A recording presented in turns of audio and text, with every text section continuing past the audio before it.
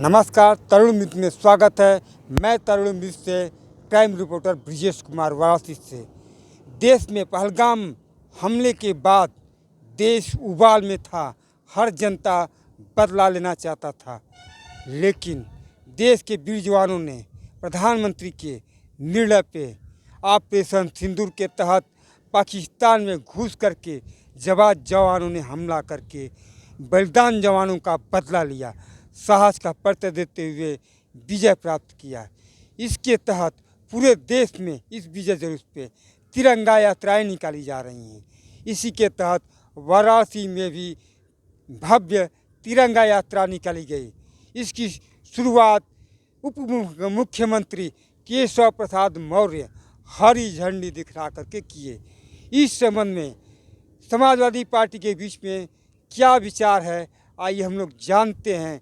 वाराणसी के कार्यकर्ता जुझारू नेता मनीष यादव, जो आने वाले वाराणसी के, काशी के, देश के समाजवादी पार्टी के भविष्य हो सकते हैं। आइए बात करते हैं हम लोग उनसे।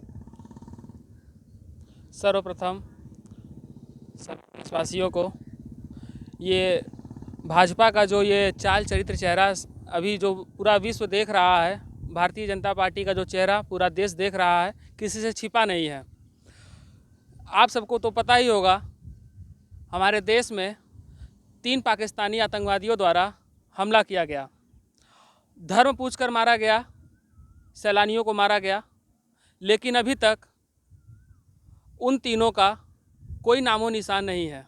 वो किस रास्ते से हमारे सीमा को लांघे और वो किस रास्ते से हमारी सीमा को डाक कर वो वापस चले गए या फिर से हमारे भीड़ में ही है मौजूद हैं। अभी तक भारत सरकार, भाजपा की सरकार अभी तक उन आतंकवादियों का न शिनाख्त कर पाई है, ना ही उनको मार पाई है। और जो हमारी 28 वीर शहीद पर्यटक मारे गए हैं, उनको सरकार क्या मुआवजा दी, और जो विधवा हुई हैं हमारे देश की महिलाएं, 28 महिलाएं, बेटियां, माताएं, बहनें जो विधवा हुई हैं, उनको रहने खाने का क्या बंदोबस्त सरकार द्वारा किया गया है, क्या मुआवजा दिया गया है।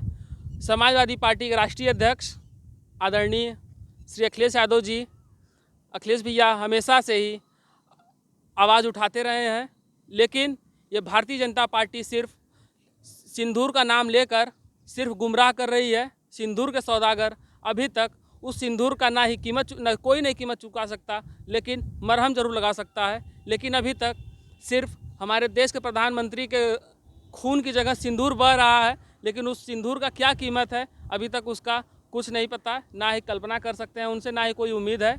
लेकिन यहाँ तक और रह कर भारतीय जनता पार्टी द्वारा हमारे देश के जवानों का जो उपहास किया जा रहा है, मजाक उड़ाया जा रहा है, अपमान किया जा रहा है। अब हमारे देश की बेटी, हमारी बहन सोफिया कुरैशी को आतंकवादी की बहन बताना, ये कोई और नहीं, ये भारतीय जनता पार्टी के कार्यकर्ता, भारतीय जनता पार्टी के नेता द्वारा बयान दिया गया।